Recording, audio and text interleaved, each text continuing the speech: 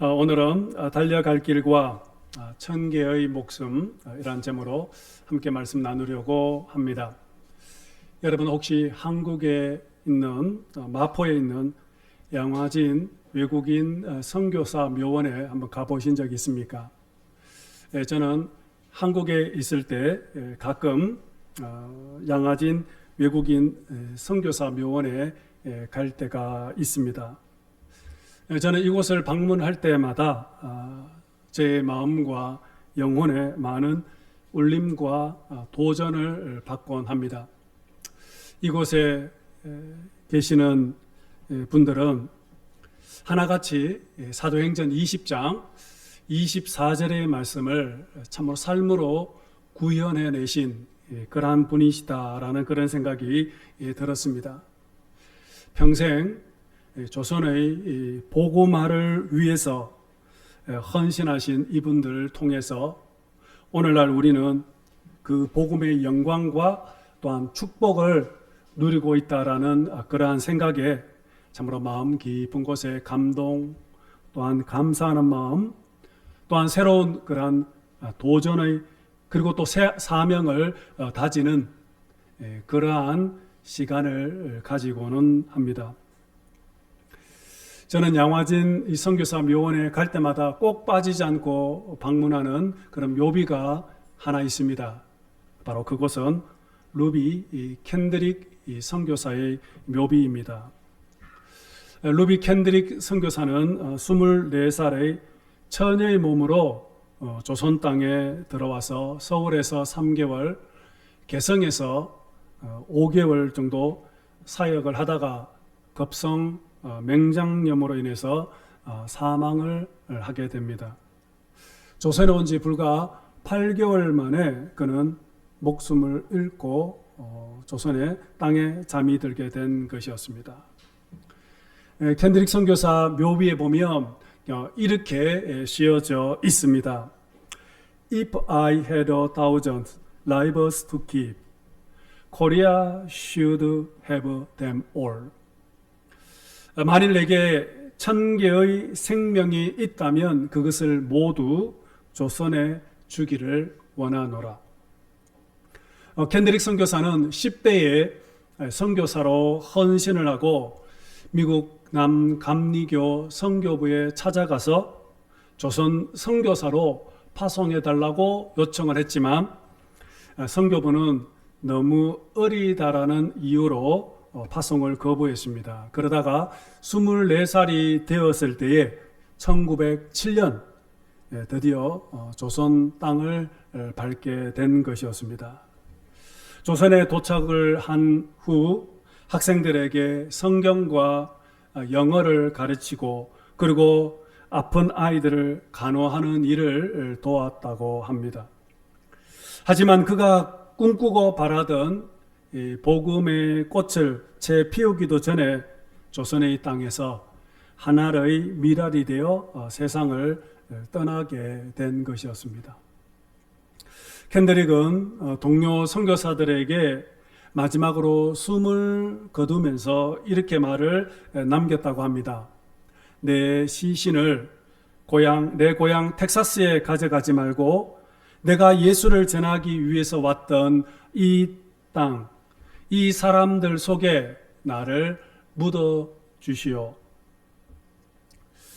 켄드릭은 조선에 와서 우리들에게 보여준 것은 죽음의 모습밖에 없었습니다. 하지만 그의 죽음은 굉장히 감동적이었습니다. 하나님은 바로 이렇게 놀라운 새 희를 준비하고 계셨던 것이었습니다. 그녀가 죽은 후에 그녀를 파송했던 텍사스 에버 청년회에서 12만 불을 모아서 켄드릭 추모 기금을 마련했고 그녀의 유언에 따라서 여성 선교사 20명이 헌신을 했고 그 중에 12명이 한국의 선교사로 찾아왔습니다. 그녀의 죽음은 한국 선교에 더욱 불을 지피는 그러한 계기가 되었습니다. 그리고 양화진에 켄드릭 선교사의 묘비를 세워주었고 그 묘비도 포도송이 모양으로 세웠습니다. 한 알의 밀알이 땅에 떨어져 죽으면 30배, 60배, 100배의 결실을 맺는다는 말씀처럼 이 텍사스 청년회는 2차 세계대전이 끝날 때까지 한국에 계속 선교비와 또 선교사를 파송하고 한국뿐만 아니라 아시아 그리고 아프리카까지 다른 나라에도 많은 선교사를 보냈다라고 합니다.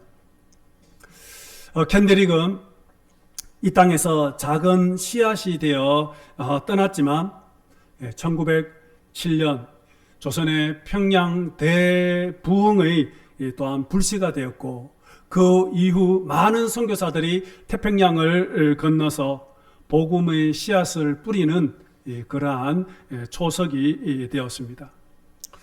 참으로 그의 죽음은 결코 헛된 죽음이 아니었습니다. 오늘 아침 우리가 읽었던 이 사도행전 20장 24절 말씀도 이제 사도 바울이 3차 선교 여행을 모두 마치고 이제 에베소 교회 성도들과 이제 작별하는 가운데 마지막 고별 설교의 한 장면입니다. 오늘 본문 24절 함께 보도록 하겠습니다. 시작. 내가 달려갈 길과 주 예수께 받은 사명 곧 하나님의 은혜의 복음을 증언하는 일을 마치려 하면은 나의 생명조차 조금도 귀한 것으로 여기지 아니하노라. 아멘. 여러분, 이 고백은 사도 바울의 삶을 한마디로 압축해 놓은 구절이다라고 할 수 있을 것입니다. 그는 지금까지 이 말씀대로 그는 살아왔습니다. 바울은 오늘 본문에서 정말 중요한 단어 하나를 지금 사용하고 있습니다. 바로 그것은 사명입니다. 우리가 이 구절에서 눈여겨보아야 될 단어가 바로 사명이라는 것입니다.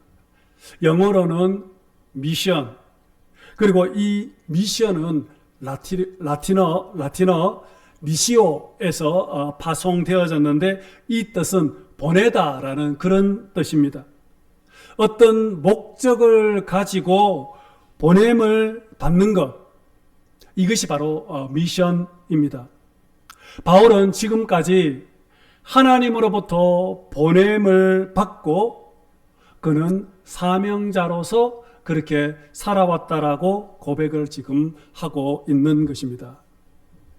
여러분, 하나님은 분명한 목적을 가지고 우리들을 이 세상에 보냈습니다.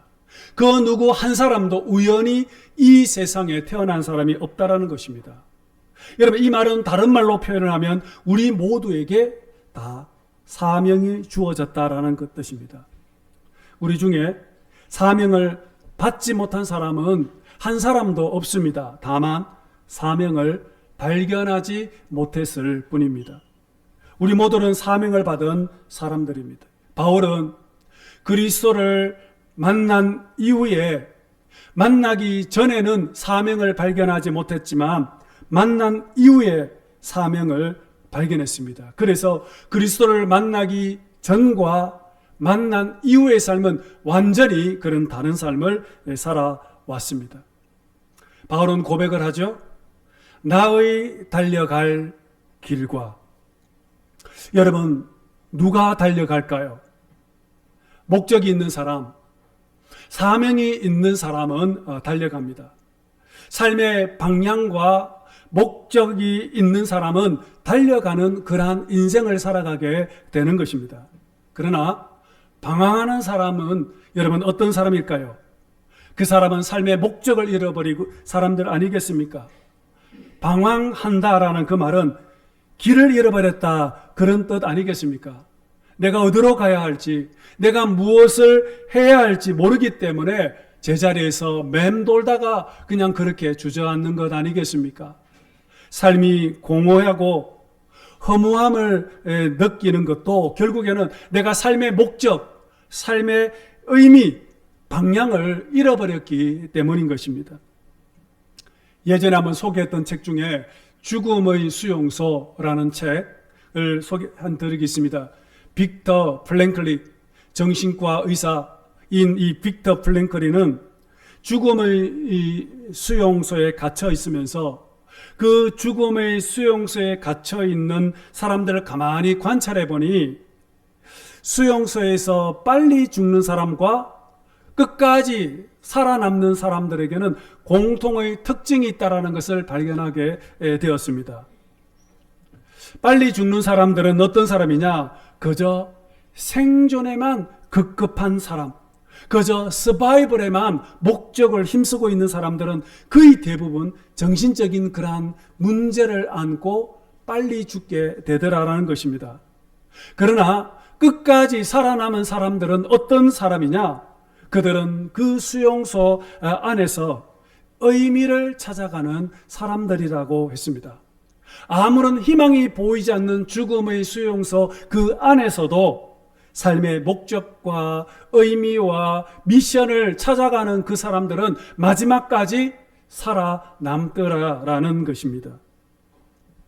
여러분, 우리 인간들은 동물과 다르기 때문에 영혼의 이 만족함이 없으면 매일매일 고통의 삶을 살아갈 수밖에 없습니다. 아무리 좋은 환경과 조건 속에 살아도, 하와이에 뉴질랜드에서 살아도 영혼의 만족함이 없으면 그곳이 지옥이 될 수가 있다라는 것입니다. 인간은 환경이 중요한 것이 아니라 내 삶에 어떤 의미와 어떤 목적과 사명을 가지고 살아가느냐에 따라서 마음과 영혼의 만족함을 누리게 된다라는 것입니다. 제가 오래전에 대학교에 있을 때에 가르쳤던 한 학생이 졸업 후에 한전에 취업을 했습니다. 모두가 부러워하는 그 공기업에 들어갔지만 그는 그곳에서 만족함을 얻지 못했던 것입니다. 그는 그곳에서 영적인 만족을 얻지를 못했다라는 것입니다. 그는 복음을 전하는 것이 그의 사명인데 직장 생활을 하면서 안정적인 생활은 하고는 있지만 그러나 그의 영혼은 점점 궁핍함을 느끼고 있었던 것입니다. 그래서 그는 결국에는 모두가 다 반대함에도 불구하고 직장에 사표를 내고 선교사로 헌신하고 선교지로 나갔던 것입니다. 언젠가 그가 한국에 잠시 귀국을 했었을 때 그를 만났을 때 제가 물었습니다. 혹시 선교하는 것이 후회하지는 않느냐라고 물었더니 그 친구가 아니요, 저는 제가 해야 할 일을 찾아서 지금 너무 기쁘고 저는 너무 행복합니다라는 그런 이야기를 들었던 것입니다. 여러분, 사람들은 각자 자기에게 주어진 사명을 위해서 달려가게 될 때에 그때 비로소 바로 우리는 행복함을 느끼게 됩니다. 그렇다면 여러분, 바울의 삶은 어떤 삶이었을까요? 그는 평생 불행한 삶을 그는 살았을까요? 바울을 보십시오. 그는 무엇에 집중하는 삶을 그는 살았습니까? 주 예수께 받은 사명, 곧 하나님의 은혜의 복음을 증거하는 일이라고 했습니다. 딱 한 가지, 예수님께로부터 받은 사명, 은혜의 복음, 생명의 이 복음을 전하는 이 일을 향하여 그는 달려갔던 것입니다. 그는 이 일을 마치기까지 이 사명을 위해서 그는 생명을 걸었던 것이었습니다. 근데 여러분, 바울이 이렇게 생명을 걸 만큼 여러분, 이 복음이 그만큼 귀중한 것일까요? 도대체 이 복음이 무엇이길래 생명을 바치면서까지 이 복음을 전하려고 하는 것일까요? 생명을 잃으면 온 천하를 얻고도 무엇이 유익하느냐라는 말씀이 있는 것처럼 여러분, 그런데 천하보다도 이 소중한 이 생명, 그런데 이 생명을 바친다는 것은 너무나도 어리석은 짓 아니겠습니까? 바울은 혹시 착각하고 있는 것은 아닐까요? 무엇이 중요하고 무엇이 덜 소중한지를 구분하지 못하는 그런 사람이었을까요? 세상 물정을 몰라도 정말 한참 모르는 그런 어리석은 사람이었을까요? 결코 그렇지가 않습니다. 바울은 누구보다도 공부를 많이 한 사람이었습니다. 학식이 깊은 사람이었습니다. 또한 세상 사람들이 모두 다 부러워하는 로마 시민권을 그는 가지고 있었던 사람이었습니다. 그는 요즘 말로 말하면은 최고의 엘리트 가문에서 살았습니다. 상위 1%에 속하는 그러한 사람이라고 할 수 있을 것입니다. 그런데 그가 예수를 만나고 난 이후에 그의 인생을 생명의 복음을 위해서 달려갔고 또 달려갔다라고 얘기하고 있습니다. 여러분, 누가 행복한 사람일까요? 돈이 많은 사람들이 참으로 행복한 사람일까요? 이 세상에 부귀영화를 누리는 사람이 가장 행복한 사람일까요? 그렇다면 중국의 진시 황제는 이 세상에서 가장 행복한 사람, 행복을 누리면서 살아가는 사람이었을 것입니다. 그는 40대에 중국을 통일하고 천하를 얻은 자였습니다. 하지만 그는 죽음이 두려웠던 것입니다. 매일 죽음이 두려워 밤잠을 설치면서 그래서 신하들에게 영원히 죽지 않는 불로초를 구해오라고 그렇게 간곡하게 부탁을 했었습니다. 하지만 진시 황제는 어떻게 했습니까? 50대에 그는 젊은 나이에 단명을 했습니다. 온 천하를 얻고도 그는 쓸쓸하게 인생의 마지막을 그는 맞이했지 않습니까? 사도 바울은 이렇게 끝까지 사명자로 달려간 후에 그의 인생 마지막 종착점에 도착을 했을 때 그는 이렇게 고백을 했습니다. 디모데후서 4장 7절 8절 말씀 여러분 우리 함께 보도록 하겠습니다. 시작. 나는 선한 싸움을 싸우고 나의 달려갈 길을 마치고 믿음을 지켰으니 이제후로는 나를 위하여 의의 면류관이 예비되었으므로 주 곧 의로우신 재판장이 그날에 내게 주실 것이며 내게만 아니라 주의 나타나심을 사모하는 모든 자에게 도니라. 아멘. 여러분, 오늘 사도 바울이 마지막 순간까지 힘있게 달려갈 수 있었던 것은 두 가지 이유를 지금 밝히고 있습니다. 그 첫 번째는 뭐냐면 이 세상 이후에 다음 세상이 분명히 있다라는 것을 그는 믿었던 것입니다. 그리고 두 번째는 그 세상에 들어갔을 때 하나님께서 반드시 내게 상을 주실 것이라고 그는 믿었던 것이었습니다.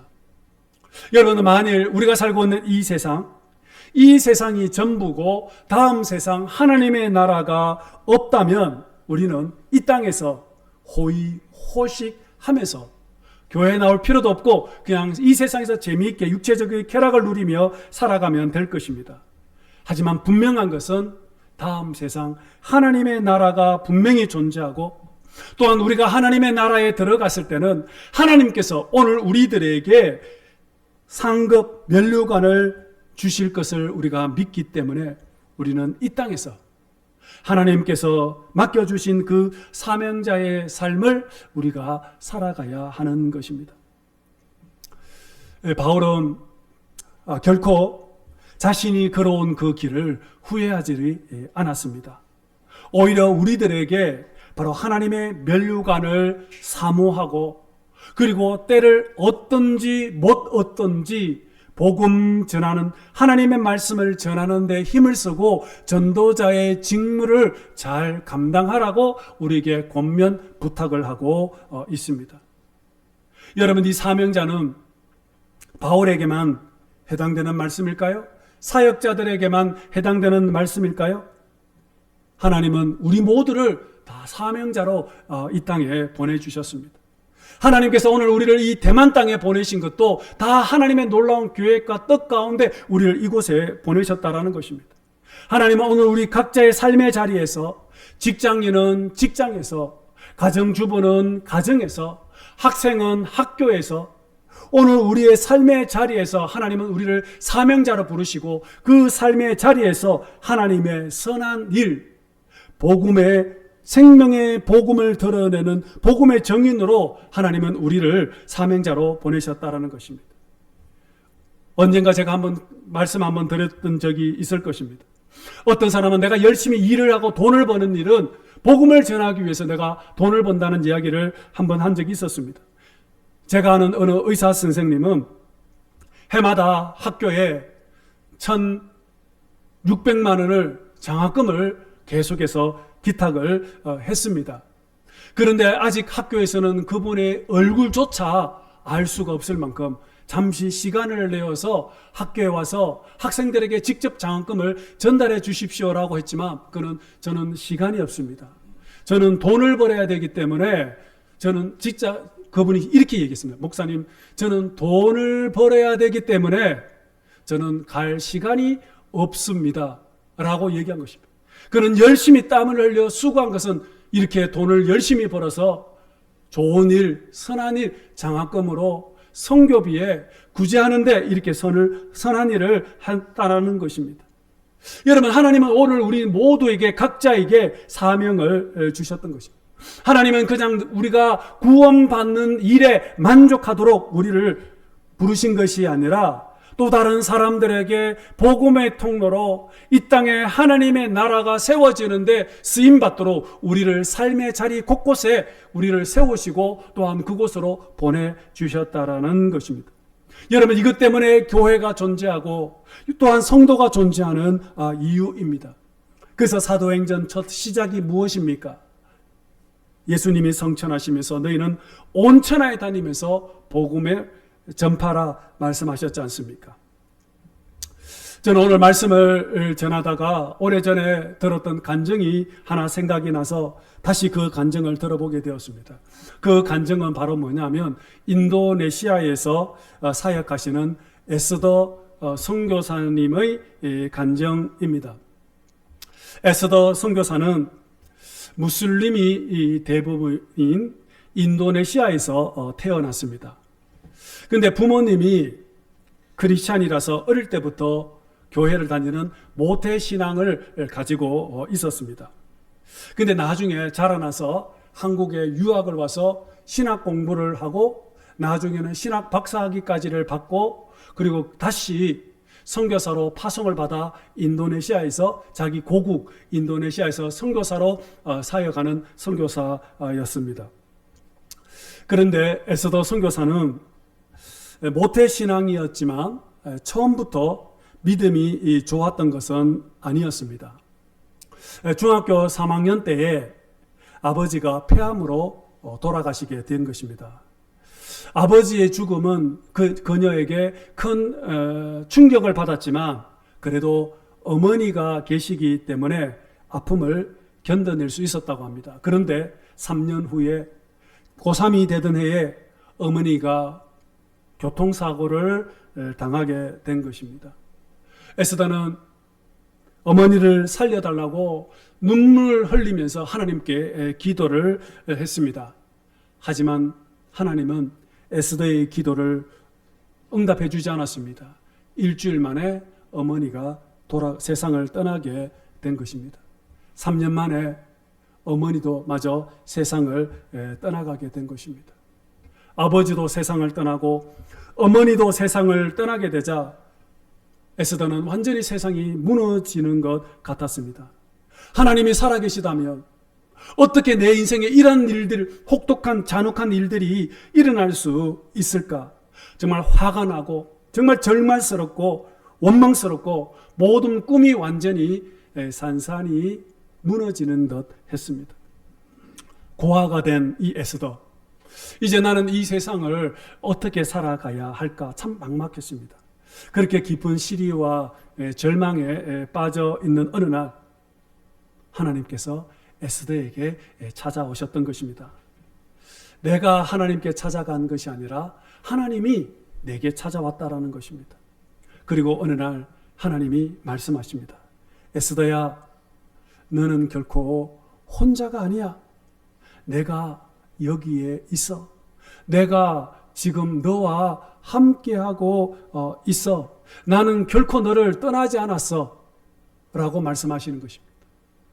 엠마오로 향하던 두 제자, 시리와 절망에 빠져있던 그 두 제자에게 우리 주님께서 길동무, 말동무가 되셔서 그들의 마음을 위로해 주셨던 것처럼 그날 하나님께서 에스더에게 찾아오셔서 그때 말씀을 해 주셨던 겁니다.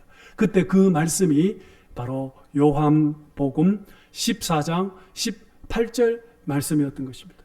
요한복음 14장 18절에 내가 너희를 고아와 같이 버려두지 아니하고 너희에게로 오리라 했습니다.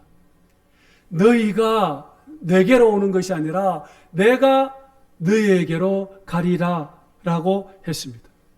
여러분, 에스더는, 선교사는 모태신앙이었지만 지금까지 한 번도 인격적으로 하나님을 만난 적이 없었습니다. 그저 습관적으로 부모님의 손을 잡고 교회는 갔지만 살아계신 하나님을 한 번도 만난 적이 없었던 것이었습니다. 그런데 바로 그날 밤, 깊은 시리와 절망에 빠져있는 그날 밤에 바로 살아계신 그 하나님께서 만나 주셨던 것이었습니다. 아버지의 하나님, 어머니의 하나님, 지식의 하나님이 아니라 바로 살아계신 하나님을 직접 그는 만나고 경험하게 되었던 것입니다. 내가 결코 너를 떠나지 아니하리라는 그 하나님을 그는 만나게 되었던 것입니다. 에스더는 그날 하나님을 만난 이후에 그의 인생이 완전히 바뀌게 되었던 것입니다.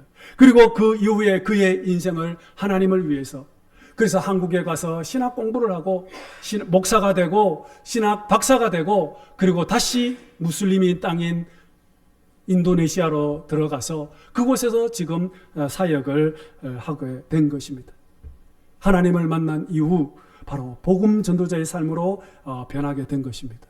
여러분, 사명자의 삶은 참으로 너무나도 아름답습니다. 그런데 우리는 사명자로 살면 행복 끝, 불행 시작이라고 그렇게 생각할 때가 있습니다. 그러나 여러분, 절대 그렇지가 않습니다. 하나님은 우리가 사명자로 살 때 그때 반드시 우리의 인생을 책임져 주십니다. 지금까지 우리의 믿음의 선배들을 살펴보면은 주님을 위해서 충성하고 헌신하고 그렇게 믿음으로 사명자로 살았을 때 하나님께서는 반드시 그들의 삶을 책임져 주셨고 그들의 자손과 후손들에게 은혜의 복을 주셨던 것을 우리는 살펴볼 수가 있습니다.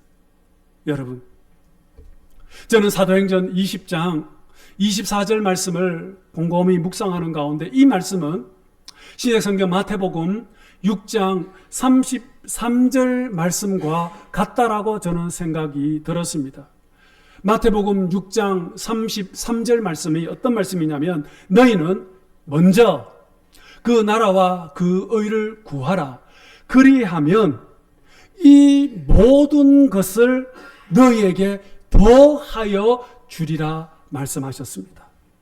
여러분, 우리가 걱정하고 염려하며 무엇을 먹을까, 무엇을 입을까, 무엇을 마실까 염려하는 그 모든 것들, 우리가 사명자로 하나님의 나라와 주님의 영광을 위해서 살아가게 될 때 하나님께서 모두 해결해 주시고 더하여 주신다라고 말씀하고 있습니다. 내가 사명자의 초점을 맞추고 살기로 결단하면 하나님이 그 다음 알아서 다 챙겨주시겠다라는 그러한 말씀인 것입니다. 여러분, 내가 생존을 위해서 살아가면 내가 내 인생을 내 스스로 책임져야 되기 때문에 끊임없이 번민하고 걱정하고 불안하며 살아갈 수밖에 없습니다. 그래서 내 인생이 늘 피곤할 수밖에 없습니다. 그러나 내가 사명을 위해서 하나님의 나라와 주님의 영광을 위해서 그렇게 살아가면 하나님께서 내 인생을 모두 책임져 주신다는 그러한 말씀입니다. 그러므로 오늘 이 아침에 내가 생존을 위해서 살아갈 것인가 아니면 사명을 위해서 살아갈 것인가, 오늘 우리는 이 아침에 결단을 해야 할 것입니다. 내가 생존을 위해서 살아가면 내 삶에 아무런 하나님의 능력과 하나님의 역사가 나타나지가 않습니다. 그러나 사명에 초점을 맞추고 살아갈 때 하나님은 우리의 필요한 모든 것을 책임져 주시고 또한 공급해 주신다고 하셨습니다. 여러분, 오해하지 마십시오. 사명자로 산다는 것이 모두 직장을 다 버리고 선교지에 가라는 그런 말씀이 결코 아닙니다. 내 삶의 목적이 어디에 두고 살아가느냐라는 도전의 말씀인 것입니다. 내 삶의 자리에서 참으로 복음의 정인으로 사명자로서 하나님의 나라와 그분의 영광을 위해서 살아갈 것을 지금 권면하고 있는 것입니다. 그때 빌립보서 4장 19절 말씀에 나의 하나님이 그리스도 예수 안에서 영광 가운데 그 풍성한 대로 너희 모든 설 것을 채우시리라 라고 말씀하신 것처럼 반드시 저와 여러분의 삶에 응답될 것입니다. 오늘 우리가 사명자로 살아갈 때 우리의 필요한 모든 것을 책임져 주시고 필요한 것을 반드시 채워줄 것을 믿으면서 우리는 오늘 말씀 앞에 결단하여 오늘 남은 인생을 정말 하나님의 깊은 뜻, 하나님의 아름다운 영광을 위해서 하나님의 나라와 또 그분의 계획의 결에 맞춰 믿음으로 살아가시는 오늘 저와 여러분들 모두 되시기를 주님 이름으로 축복합니다.